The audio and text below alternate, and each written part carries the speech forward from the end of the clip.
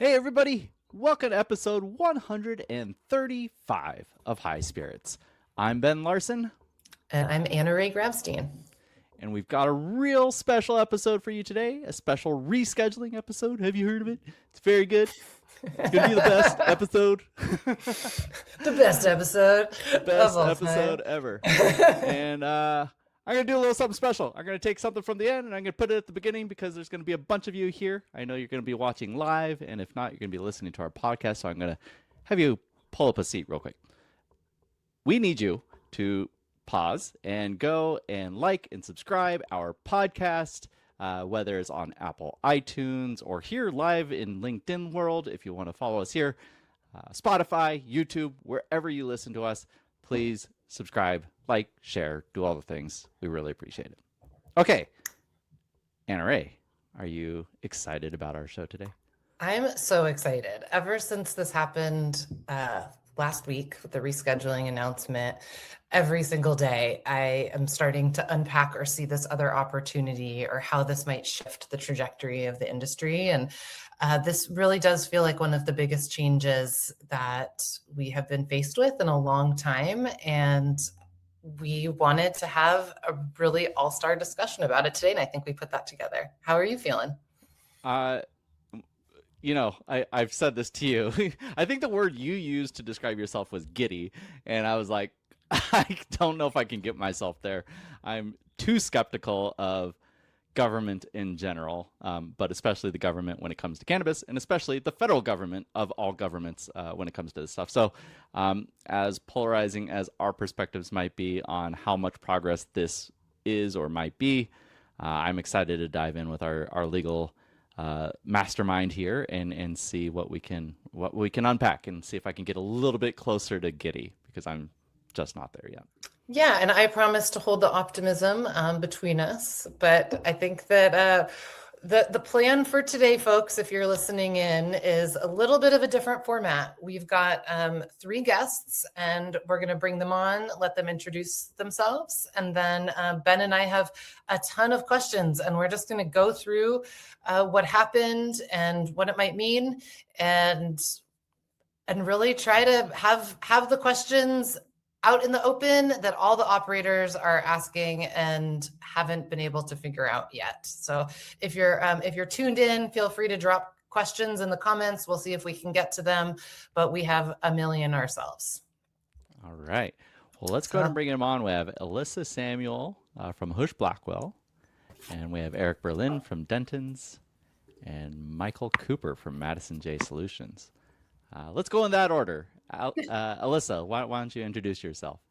Thanks, Ben, and thanks, AnnaRae, for inviting me on. I'm really excited to get to talk about this topic. And even for all of us that have been in the industry, I think we were starting to lose faith that we would ever be able to have this conversation. So it's exciting to get to take part in that.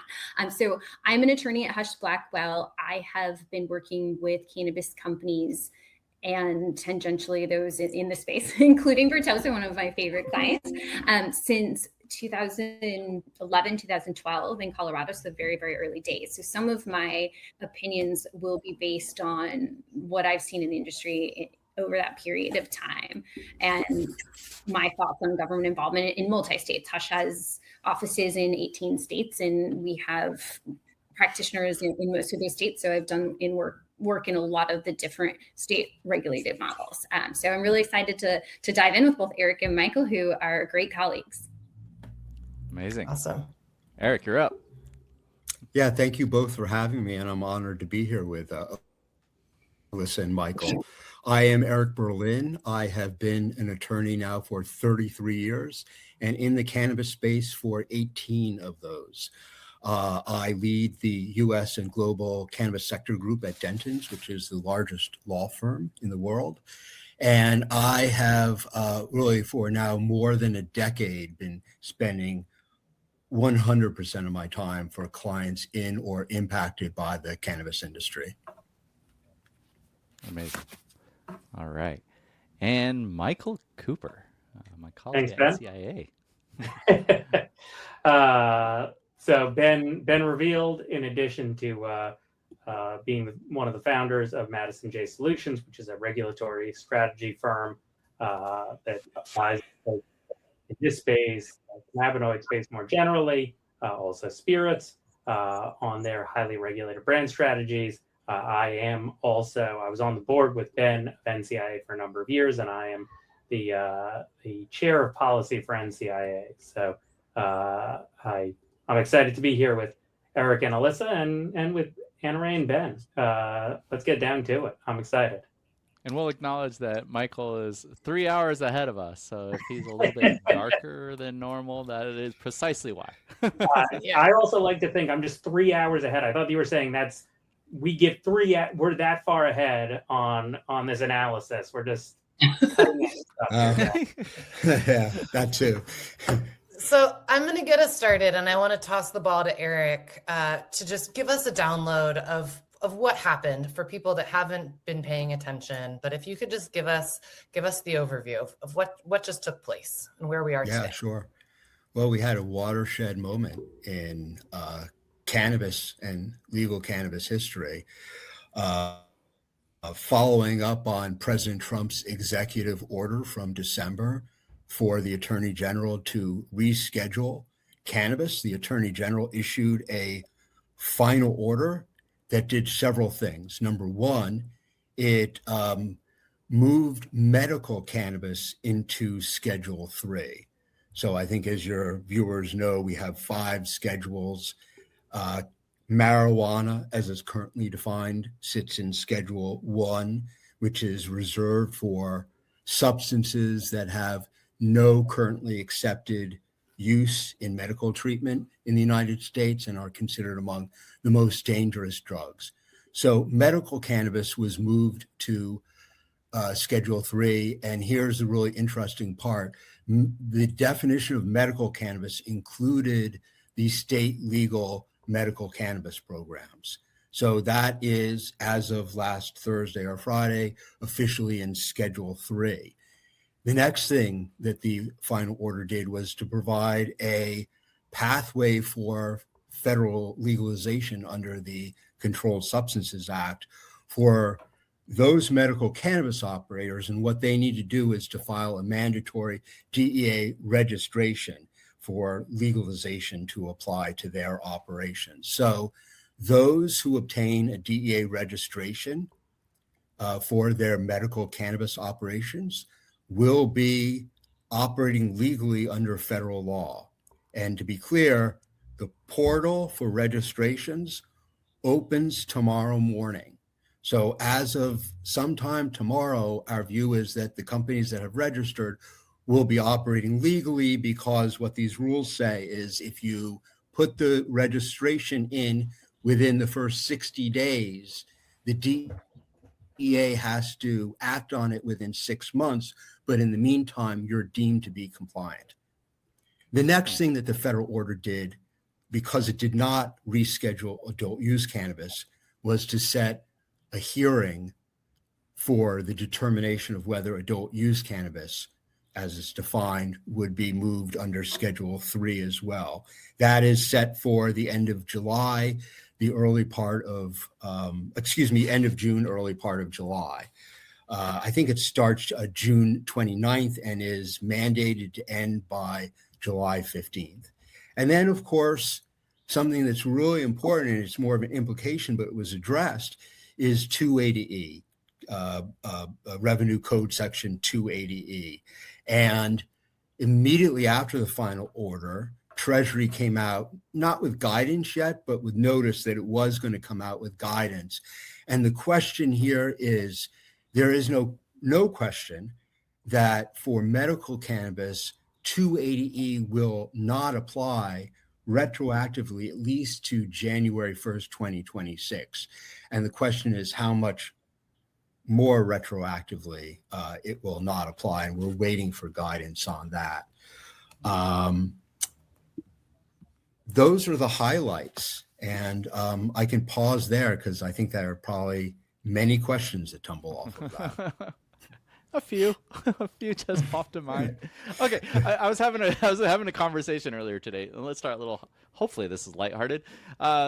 but it's not lighthearted for a lot of operators in space because we're highly skeptical of the federal government. Like I've been saying, it's like we have not always been in the good graces of the federal government, especially a Republican one. And I was speaking with someone today. I'll leave them anonymous, but they're like, "Hell no, I'm not getting on some DEA list." And I'm like, "Oh, that's a fair concern." like, how do we know it's not just a trap? Anyone could jump on this, but yeah, Alyssa, I'm going to let you jump in. I wouldn't say it's a trap, but I still think it's a... Yeah. Sorry, because I think I just started talking. I wasn't sure if there was a protocol. I don't think it's a trap. I certainly don't think that, but I think it's a very fair concern. That if we remember, a lot of these markets, like Colorado, Washington, came online when we were operating with really just some loose guidance from the DOJ that they would not interfere with these programs if you adhered to 8 specific principles. But it was sort of a shield. And the federal government said, hey, we won't come in and we won't bother you if you just do these 8 things. And in those days, the state programs were very stringent because it was unclear, if you cross that line even a little bit, would you have federal interference? But as more states came online, and we saw in 2018, the Cole Memorandum was repealed and the market still remained, things have become a lot more lax. But we're now entering a period where the state programs are going to be analyzed by the government agency that is in charge of enforcing drug laws to ensure that they are compliant with the single convention.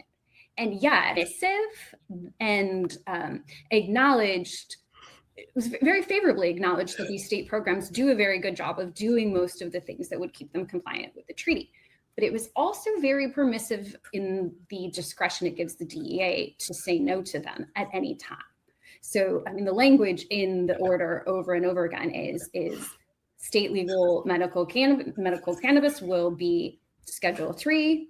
The DEA will give these licenses unless they deem it against public policy or against compliance with the single convention. So if there's a state program that isn't operating correctly, they could mandate changes to that. Our state medical programs could become a lot more. Well, so you're bringing up kind of the complexities of the state medical programs and how in a federally legal world, they seem to not make as much sense anymore. And there is the question about, does this actually create a pathway for interstate commerce between medical operators? And if so, that inherently breaks a lot of medical programs. Like I think about Florida, famously where Trulieve is from. And we all know that Trulieve has been a very vocal proponent of this order. And I think Forbes had Kim Rivers on the front page of the magazine or all over the internet this week. The Trump whisperer. The Trump whisperer, yeah. And so, I guess maybe I'll turn this to Michael. You say regulatory strategy. I think of regulatory strategy as the path to how do you get to do business within the regulatory landscape. And everyone's asking now, how do we do business within this new landscape? Do we get to transport cannabis over state lines? And if so, that seems to go against a lot of the existing state programs. And how does that work? Well, so let's step back for 1 second to answer your question.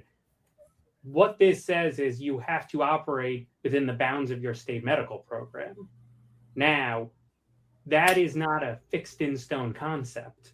So if you have thank you, Eric, thank you. I'll always take agreement. Excited utterance. Lawyer joke. So currently most markets are closed loop, right? You need to have everything within them by law, not just by practical requirement. That is something that can evolve. Now, there are some states that have entered into these compacts, and there are questions about whether those have been triggered. But stepping back, what will happen is that states will evaluate what makes the most sense for their medical programs, right? Because what this order does is provide a fair amount of flexibility and leeway, in my view, to states in how they craft the contours of their program. Now, that does not mean that any of this will change overnight. And frankly, that is going to be a dynamic process, in my view, because some states are probably going to be more restrictive, maintain more of a closed loop. And I think that you're going to see litigation that explores the bounds of that. So I think that, I appreciate the plug regulatory strategy. This is exactly where it gets interesting, because how do you build your business for today, the future? And I think that one piece of that, which is something that I think Alyssa was picking up very nicely, is there's going to be differences in what this looks like and how you might want to structure your business going forward, depending on where the wheel stops, right? And just how far progress goes, and how easy it turns out to be to get some of these DEA licenses, because there may be things that make it easier to secure one of those licenses, which, as Eric noted, will have tremendous benefits to the holders.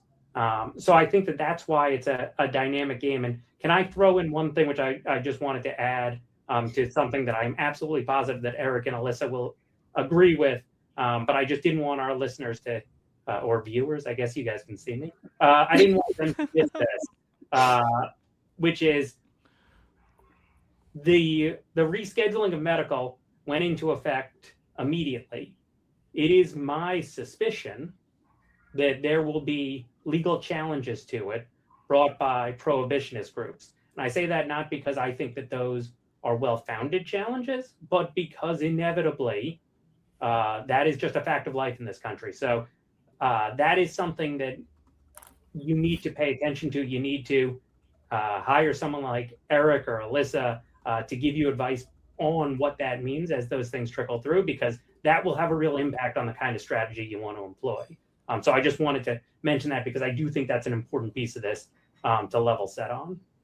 Oh yes, I am sure Kevin Sabet is frothing at the mouth for to sink his teeth in right. this. I mean, he already said that he's going to bring an action, and all we can hope is that Sam's action here is brought as incompetently as their lawsuit against the CME. I mean, one aspect of litigation that I am curious about is not from prohibitionists, but from other Schedule III medical providers who may say they may bring unfair trade practice litigation in the sense of, we're Schedule III and we have to go through all of these FDA processes, or we have to operate a certain way. But now you're giving the cannabis industry a pass to continue operating under their state market. What does that look like? It's a good question, Alyssa. I question whether those folks would have standing for the challenge, right? I mean, I could see what their argument would be and that competitive effect, but I don't think I don't want to get over my skis here, but I don't think that would give them standing. I mean, they may have a valid complaint, but that doesn't necessarily give you standing. Yeah. I just want to tie a bow on some things that we were talking about earlier. For starters, like the interstate commerce. So California did have SB 1326, and similarly Oregon had SB 582, and I think Washington also had this kind of interstate clause if it was allowed by the federal government. So essentially we have a unified western coast as far as interstate commerce can go. And the nice thing about that legislation, it creates kind of a blueprint that other states could potentially copy and pass theoretically, right? Is any objection to everything I said as a non-lawyer? No, that was correct, and I was going to mention that too, of what happens with SB 1326 with this. But my question with it will be: will states like Missouri want that, or Colorado? Because they want it, yeah. They may not, because you are opening up a huge market where you can grow marijuana outdoors very efficiently, where they've had to grow it much more expensively indoors. Well, so this plays into exactly also what you said, Alyssa, about, maybe it was before we got on, but about there being winners and losers in all of this. And my question is about, and maybe Missouri is one example, or Oklahoma or Florida. If we were to look at an existing medical only state like Oklahoma or Florida, can they stop it because of the Dormant Commerce Clause. Hmm. I guess that's the question. Can they say that we don't want it and we want to be protectionist with our existing product? I think so. I supply think they would have a claim. So all you would have to really make, and you saw this in the pork case that made it all the way up to the Supreme Court a couple of years ago, because California enacted some laws that said unless you follow certain standards, you cannot, when you raise these animals, you cannot sell that pork in California. And this was challenged by the pork industry. It went all the way up to the Supreme Court, and the Supreme Court sided with California, saying California has the ability to protect their citizens if they have a vested interest in their public policy and public health. I think a state could easily make the claim, whether or not, if it's for a protectionist reason, I think they could make the claim that opening up commerce, like they lose control over the security of it. There's quality metrics that they could put in place. Like all of these different states have different testing requirements, every single one of them. And so there's not going to be uniformity on that. So I think there would be enough there for them to make that claim. Eric, do you agree or disagree? I disagree. Yeah, I don't. Say more. I mean, I understand. I think those are valid arguments for sure and well made. It's not that I disagree with Alyssa. I disagree that ought to be sufficient. I mean, the example of the California case was very specific, but just sort of the vague, like, hey, they're our label's different, and therefore, I mean, that's something that normally we overcome. And let's be clear on this. By far, the default position is interstate commerce. We are a country founded on the strength of interstate commerce. I live in Chicago. I can have orange juice in the morning in January. We don't even think about it, right? I mean, it's just one of the strengths. And it applies to all legal products, at least, arguably all products, but court cases disagree on that. And so when medical cannabis is legal writ large, certainly what is clear is a state can't say, well, we want it produced here and we want the citizen, it only citizens of the state can participate. How far out they can go to claim that they're protecting the citizens of the state. Alyssa pointed out the exact right argument. As I said, it was well made, but like, I think we see that all the time, right? And we ought to have interstate commerce of medical cannabis. We have interstate commerce. I can't think of another medicine that we don't have interstate commerce of. I suppose in some of the states that permit psilocybin, but not on the federal level. I mean, any medicine that is federally legalized is available in interstate commerce. And I don't know why cannabis as a public policy reason should be different.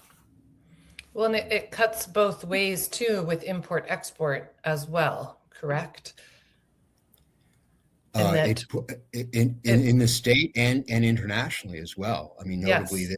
That provides the state medical cannabis providers, operators that register with the DEA to participate in the export of products for scientific and medical research. Mm-hmm. And what about for medical commerce internationally? Yeah, that would be included. I mean, like Germany is a good example, right? Germany legalized for adult use, but a large portion of sales in Germany are because it's a narcotic. It's a non-narcotic, right? It can be prescribed now freely for any condition by any doctor. And so my view would be that if this is set out to comply with the single convention, as it does, and these basically, I'm going to not put this in a good way, so don't hold me to it, but kind of it expands the definition of bulk manufacturers. Our DEA registered bulk manufacturers could always sell internationally. I mean, it always had to go through the DEA. It's the same process, but they could, and now this order expands that definition of who can legally produce for that purpose. So we are reading it. I think we'll get clarity, and don't hold me to it, but it means that,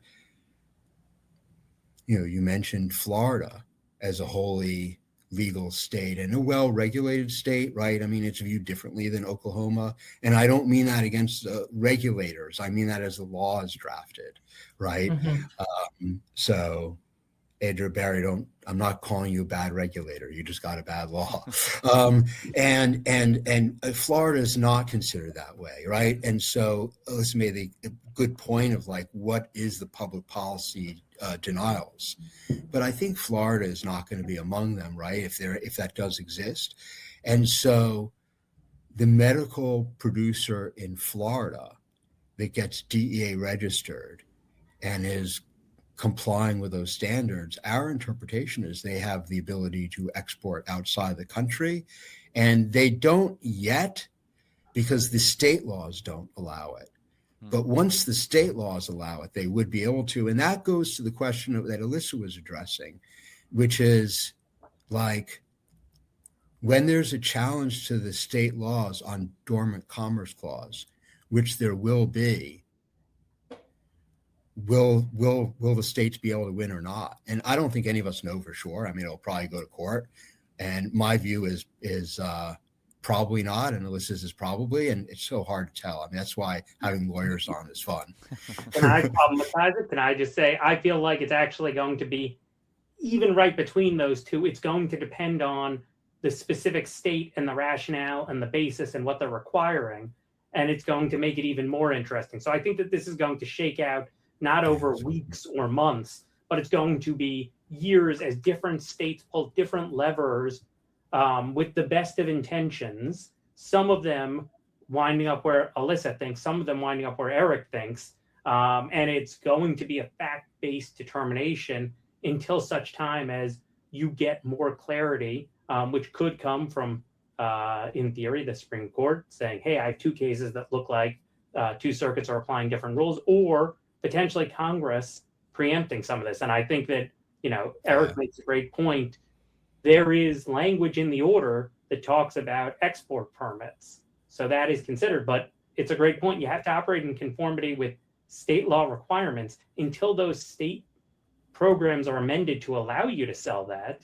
Today, you can't just sell to an export broker. It's a closed loop in a lot of these states. So it's going to be interesting. It's going to be dynamic.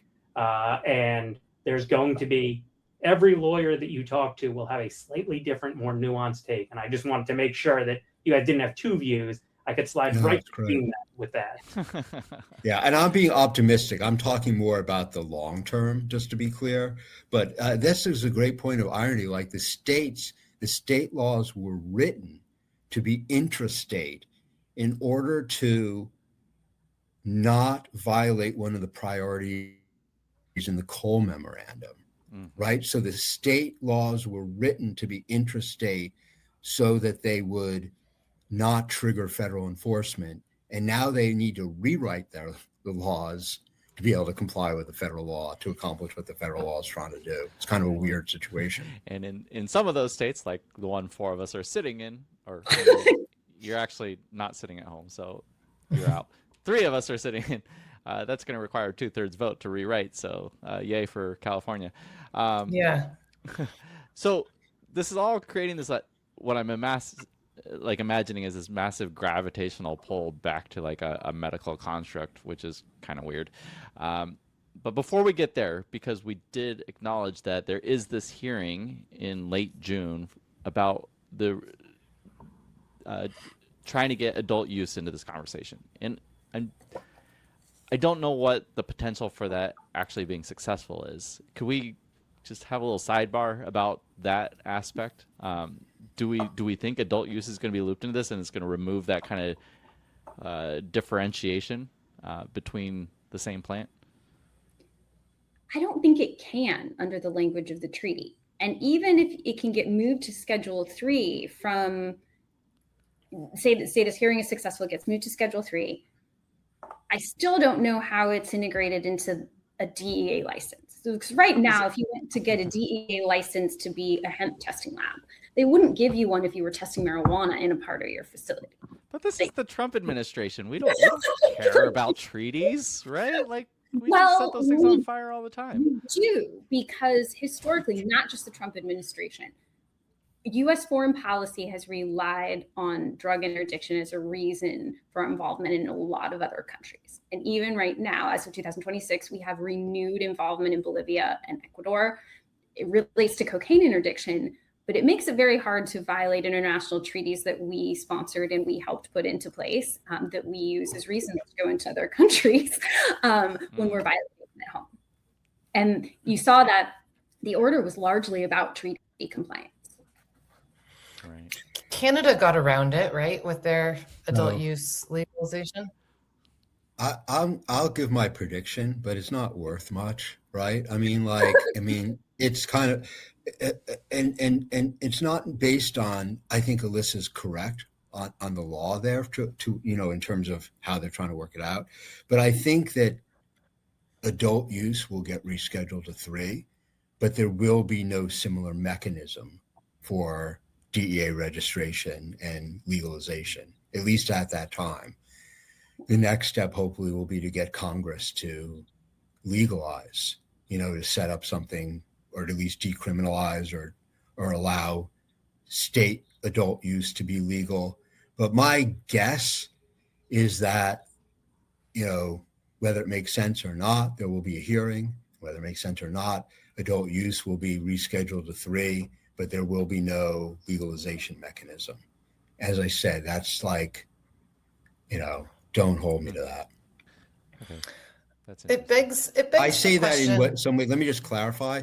I say that not from like a deep public policy or international law review. I say that from just kind of reading the political tea leaves as to where it's going. But I also think there are some complexities, as Alyssa pointed out, in law, and it's, who knows, right? I mean, like, things change and things change quickly. So even if something is anticipated now, there can be a change of circumstances, and getting it done could be challenging.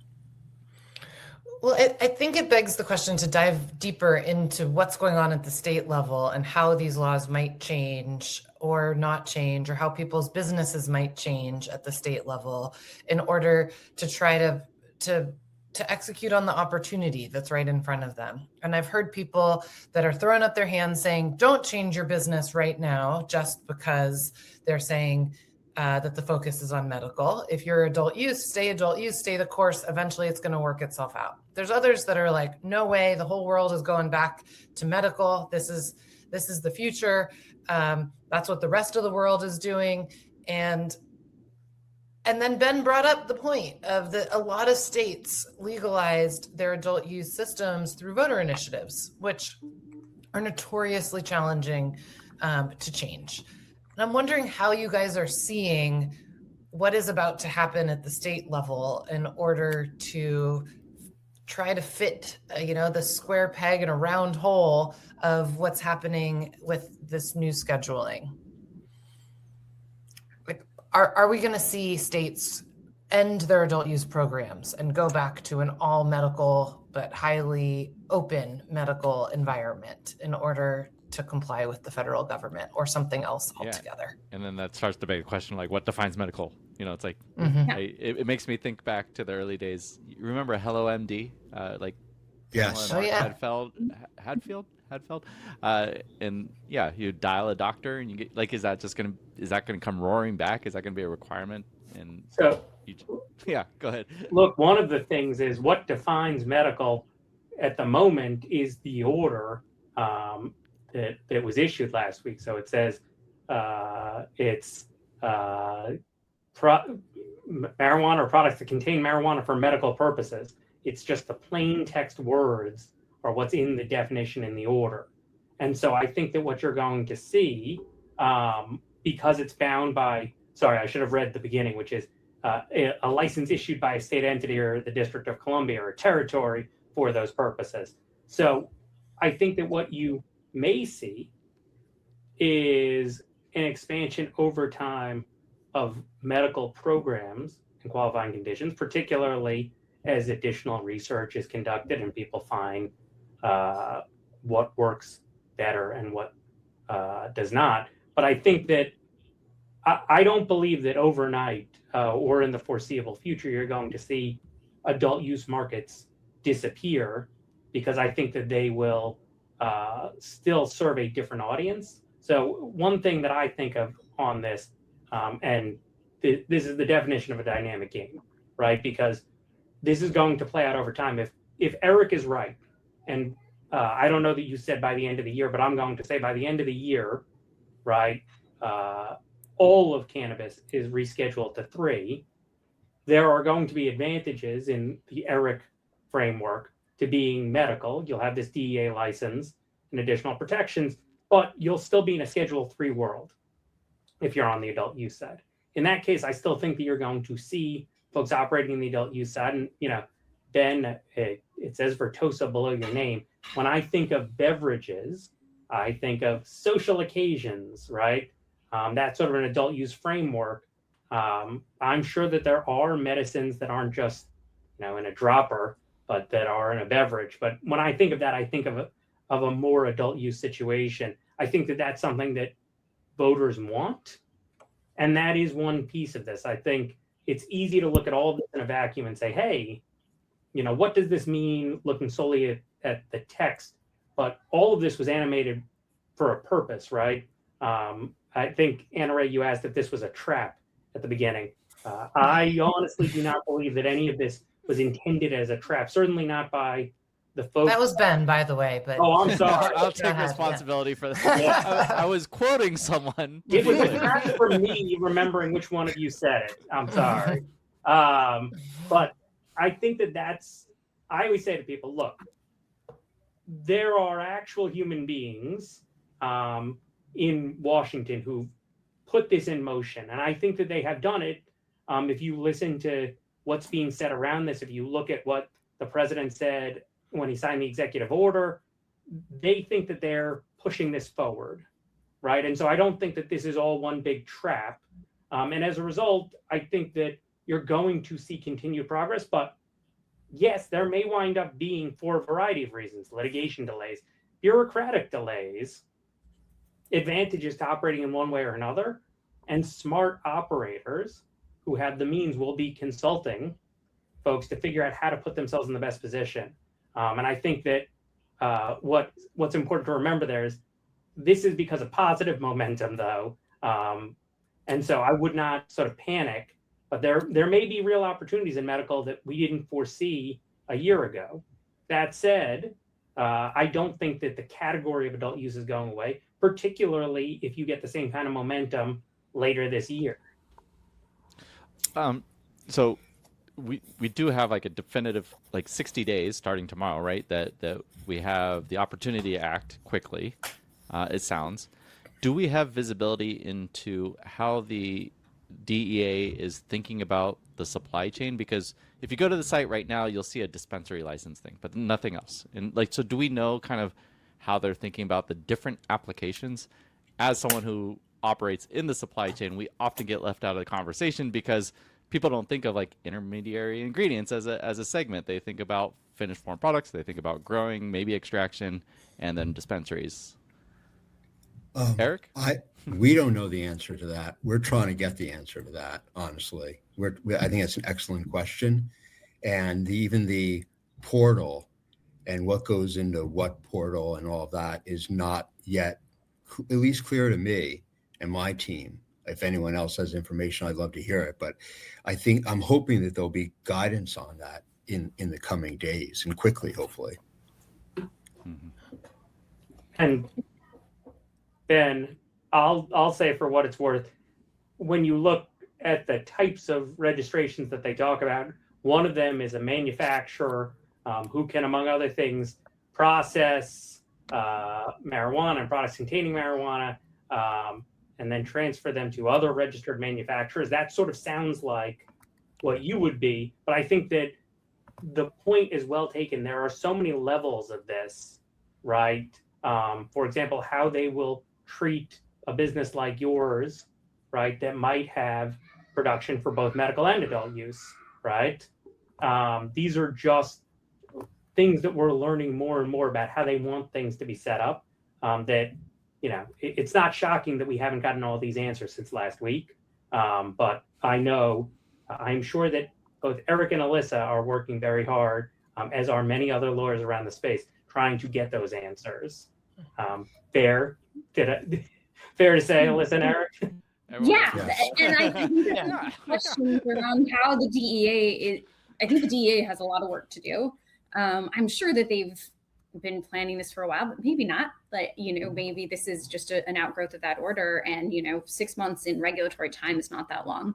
So, you know, there may not be full processes yet. I mean, so, and they're going to be newer to this game. You know, they haven't really been involved so far. So I think there's going to be times where this doesn't go particularly smoothly. You mentioned one thing that is my biggest point of curiosity is how are they going to treat the state regulatory systems like Missouri or California or Colorado that have folks that have not just co-located, but sort of coterminous or rules that encompass both. Like they're like in Colorado, there used to be rec rules, med rules, and they consolidated them all into one set. California did the same thing. Missouri has somewhat done the same thing. And you don't even have a medical license and an adult use license at a location anymore. It's just you have a combined comprehensive license. So this will be the only substance where the DEA would be saying, okay, you can have both your illegal drug commercial activity at the same time that we license you to do it as a medical. It would be like saying, sure, you can continue to sell prescription ketamine at the, you know, out of the same place that you also sell illegally, like for adult recreational use.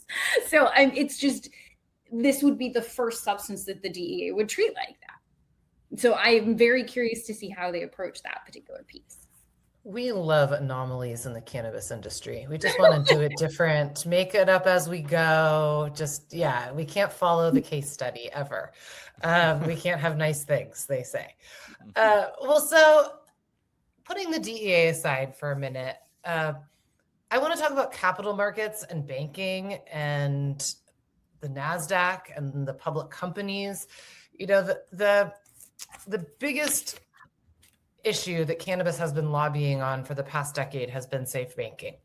And we also know that there are a number of public cannabis companies, and they're American companies, they're listed up in Canada because of just this issue that we are faced with. And I have heard people talking over the last few days that the ability of a company to get registered with the DEA should be enough for that company to be eligible for banking more broadly, and potentially credit cards if Visa and MasterCard were to come on board after that.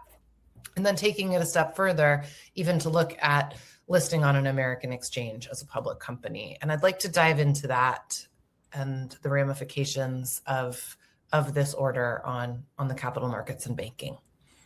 Who feels like they could talk about that of the group? I can talk about that. Okay, go ahead, Alyssa. No, go for it. I think theoretically having a DEA license should suffice, but it also gets back to the earlier question of if you're a company that is participating in lawful activity, but also still participating in illegal activity to a degree, does that still work? And so that gets back to my original, I don't know how adult use really survives here, even if it's Schedule 3, because if a portion of your revenue stream in the same entity is still coming from illegal proceeds, you've still got the same problem. Well, make it a simpler answer. Picture a company that isn't playing in adult use. Only medical. As the client to Alyssa. Make it simpler. Give us Make it simpler. What if it's only a medical? Being a lawyer. my opinion would be that yes, that should, on the medical side, 100%, you should be able to do that. I think Eric, I'm relying on Eric to have a different and more interesting opinion. No, I mean, in terms, and I'm sorry, my video is freaking out again, but my view is the co-location and co-licensing issue is not yet resolved, and we'll have to see what comes of that. But in terms of your question, I mean, take a company that's operating in Florida or Pennsylvania or both, right?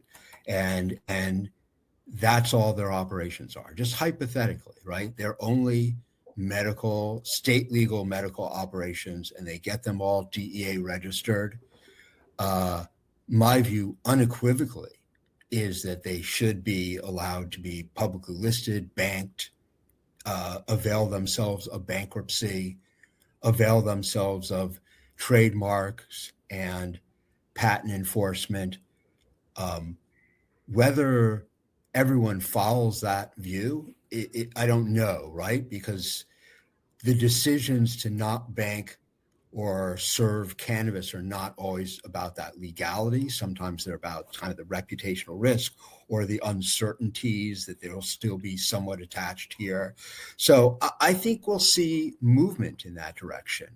But in terms of like the question of should one of the US public exchanges be able to list a fully state licensed DEA registered medical cannabis company? My answer is an unequivocal yes, they should. Mic drop. It's a big deal. It's a really big deal. Yeah, it's a really big deal, right? I mean, that's a big deal. My view is that they should list more than that, to be clear. You know, I think there are lots of compelling reasons for the exchanges to list beyond just medical cannabis at this juncture. And to be clear, there's nothing really preventing them from doing so, in my opinion. And they're not selling cannabis, they're not aiding and abetting, they're not conspiring. And the fact that there's an adult use tail shouldn't make a difference, but I think that's more the legally nuanced issue as opposed What about to SBA loans, if we're thinking about maybe smaller operators being able to benefit from something that they can't access in a public market, but government? For sure. Putting aside the issue that Alyssa raised. Yeah. Yeah, if they're fully legal, if they're operating fully legally under U.S. and state law, there should be no reason why they would be excluded. And look, AnnaRae, I think that you posed a great hypothetical, which is, well, what about these government loans?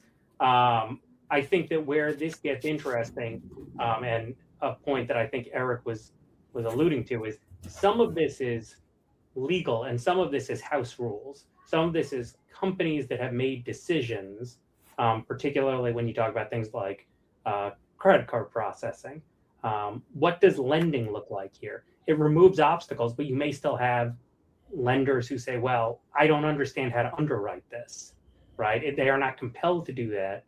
So I'm 100% with Eric and Alyssa. This is very positive, especially for those who get these licenses. The question is just how positive. And one reason for that is some of these decisions are not being made based on the law. They're being made based on risk assessments undertaken in boardrooms, and how those are going to be affected and how long that takes isn't known now. If somebody tells you they know, unless they represent them, I don't know how they would.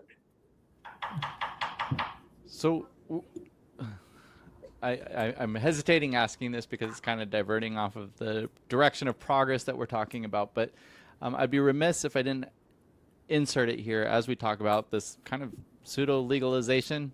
Eric, you used the word legalization, for businesses, but it's not legalizing the plant, right? And it's not addressing anything about people operating outside of the medical framework at current. And so I'm curious, is from your perception, is this opening the conversation for further progress on more of the social equity side and the harms that the war on drugs has presented us over the many decades? And maybe the answer is simply, and I'll just say it, maybe the answer is simply not under this administration and maybe under the next administration, but I'm just wondering if it's been a part of any of the conversations as this has kind of progressed. Well, I think Go ahead, Alyssa. we keep doing that. I just don't think because unlicensed marijuana is still a Schedule 1. So as far as the social equity piece of sentencing reform or those types of things, I don't think that it happens here. But I don't know that this doesn't start the conversation that starts getting us there. However, the largest risk I see in this entire framework is that we liken the prohibition of cannabis to the prohibition of alcohol. But what we sometimes forget is during Prohibition, alcohol was still medically allowed. You could get a prescription for alcohol. It was never, Schedule 1 didn't exist because it was pre-Controlled Substances Act. That didn't actually happen. But there was a method that you could still get alcohol from for medical reasons. And it was really just the commercial activity around it that was illegal. And so that's why it created this sort of, well, it was illegal, but not that illegal. And so it really opened things up for a gray market and gray and black market. And like, that's what we've seen in California. That's California's largest problem is that we've got a black market that is just out of control. And that really hurts legal operators. So are we just walking further down that path where now we'll have federal oversight on these medical only programs that become so onerous that they can't operate that way at the same time that now it's perceived as Schedule 3 and so it's more permissive? I think that's one potential outcome. I'm more optimistic. I'm hoping that the real spirit of that order, that these state medical programs really do comply with the treaty, is what is followed, and that we don't see any more burdens on the industry so that it can actually really succeed. But if you put too much regulation over any more regulation than the industry already has, then how does it actually move forward? And so, I mean, I think we've made progress here, but I still look at it as it was a necessary step, but now we've just crawled out to where alcohol was during Prohibition. Interesting. So, Ben, to your point on social equity, I mean, I'm speculating here, but I don't think that the traditional social equity goals were on the mind of President Trump or Attorney General Blanche when he signed this order. I mean, it's not anything they've ever spoken about. And I don't think it was something that concerned them. It does create greater opportunities for states in a sense now with the federal legalization and, as you said, SBA loans. It does allow something that's different than what is considered traditional social equity, but it is something the president spoke about, which is kind of healthcare equity and healthcare liberty. And I know a lot of people traditionally have used cannabis for medicinal purposes because they don't have proper access to traditional healthcare. And the legalization of medical cannabis is a very important step in that direction. It's really important that the people who are using it, can do that in a safe, legal way and don't face the threat of arrest in that. And I know that's not how we've spoken of social equity and reparative justice traditionally, but I do think that this is a good step in that direction, even though it's limited. Yeah. One thing which I would just point out on equity is beyond the fact that obviously this isn't the end of the conversation, right? There's a lot more to be done here. I think that it is worth flagging the language in the order about 280E retroactivity. That's something that at NCIA we've been pushing that. That's one of the points of emphasis that we've had, and that is because, among other things, there's a really important social equity goal there. And so, to Eric's point, I don't know if that was what was animating them to talk about it, but when you talk about 280E retroactivity, what you're doing is helping people who have been in business longer. And in many programs, equity applicants were put to the front of the line. They operated for longer. And so if you fail to have a retroactive fix for 280E, in many ways, you hurt that specific vulnerable population that you put at the front of the line. So that's one reason why we've been pushing that We put out a white paper on it last year at NCIA, and we were really excited to see it here because, yes, I had somebody ask me yesterday, oh, doesn't this help bigger operators? Well, it helps anyone who's been operating for a long time. And in many states, by design, those are equity operators. It also helps older programs, not just newly established ones. So there's much more to be done on the equity front, but there are important pieces that are very helpful to equity operators who secure these licenses. I also think it opens up since we're rethinking these programs, there's an opportunity to work with the federal government on what they look like as far as interstate commerce and all sorts of other things. Maybe it provides an opportunity for states to rethink social equity as well. So as we're getting closer to the hour, I'd love to hear a bit of advice from each of you that you could be giving to licensees in states. Maybe they're adult use, maybe they're medical, maybe they're both. Everyone's kind of looking. Last one. Yeah. So the DEA portal is opening up. Should everyone apply? Maybe the advice isn't about the DEA portal. Maybe it's to slow down. But I want to hear you guys give some people some free advice right now. If you not legal advice, you're not anyone's lawyer that's listening. But what should people be doing tomorrow and the next day, this week, really? I would say start thinking outside the box. And we've been living in this very, very confined market where there's just so many things you can't do and so many doors that are closed to you because you're operating in a federally illegal way. And you have an opportunity here to not be. You can be on the right side of the law, doing things legally. What can you do differently, especially now that we're in a place where, and we mentioned healthcare in general, but we're looking at food and other products are being looked at as preventative medicine. Peptides are everywhere, GLP-1s are everywhere, biohacking is the word.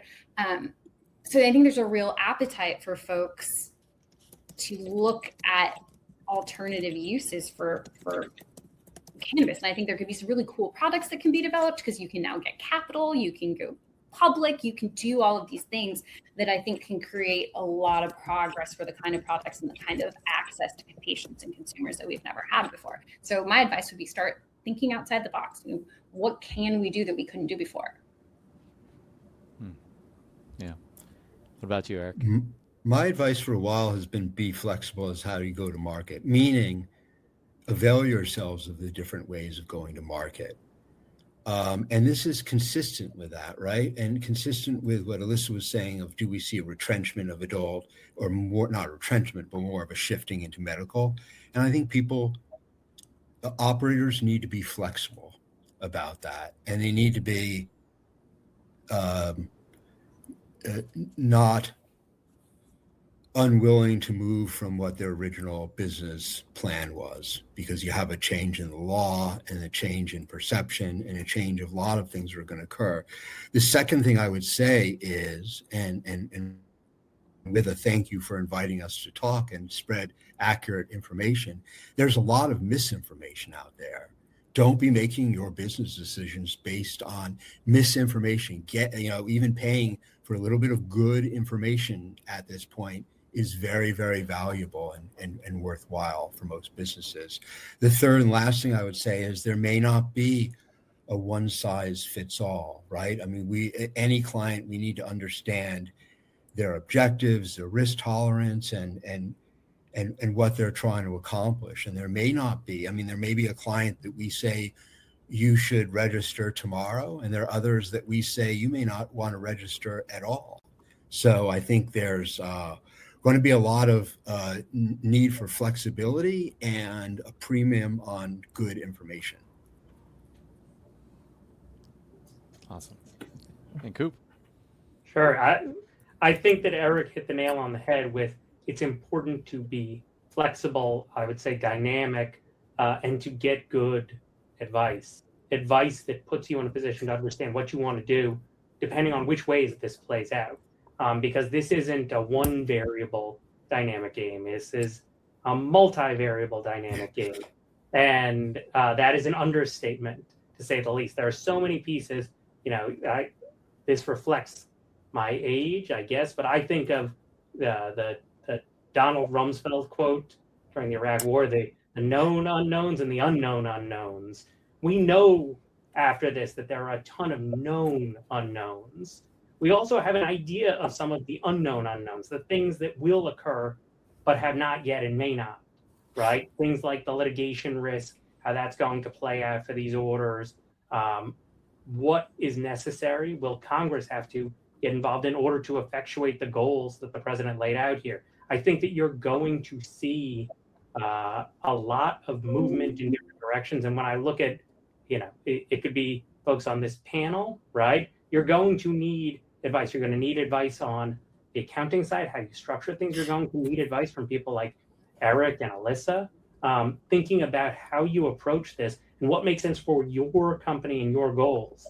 Especially if you're going out to the markets and you're trying to raise money, you're going to need to have a credible plan of how you're going to be able to deploy that capital, and how you're going to be able to deploy that capital in multiple states of the world. So I think that the best thing that I can say is, I'm sure you guys have had this experience. You're on the phone with other lawyers in the past few days, just talking about all the different ways that this could vary across, end states. So I think that the biggest thing that I would say to people is you want to be thoughtful here, because this will produce winners and losers. People who can be more dynamic will potentially be in a much better position. And it's getting yourself there by having a credible plan, and then executing it, and not just being sort of overtaken by events. I'm going to stay giddy, even though you just kind of freaked me out, Michael. Sounds like a lot of challenges ahead, but, I'm still excited. I'm still excited. Yeah. Hey, AnnaRae, I did want to comment on that I'm on the giddy side. Oh, yeah. Good. I'm giddy with this, and I understand. Eric Berlin's giddy after all these years.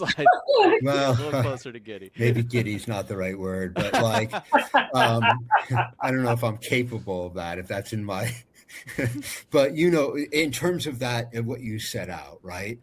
And I also understand that there are a lot of complexities, that there will be winners and losers, but this is a good next step.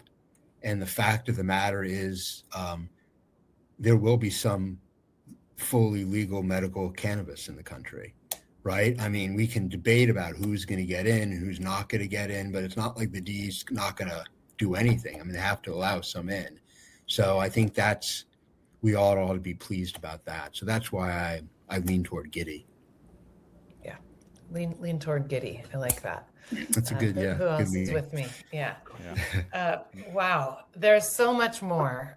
We had a bunch of questions we didn't get to that listeners sent us. And I think from mine and Ben's perspective is we're going to keep having these conversations until we're satisfied. And it takes us a long time to get satisfied. We're going to be diving in deeper to the tax and accounting issues next week with a different group. And if people have ideas and things that they would like us to dive into, please let us know. And we'll make sure to find experts to have the conversations with. I think that we all want to see our friends win and to figure this out. And so if we keep having open, transparent conversations as we're working through this, that hopefully we can rise more boats as the tides continue to change.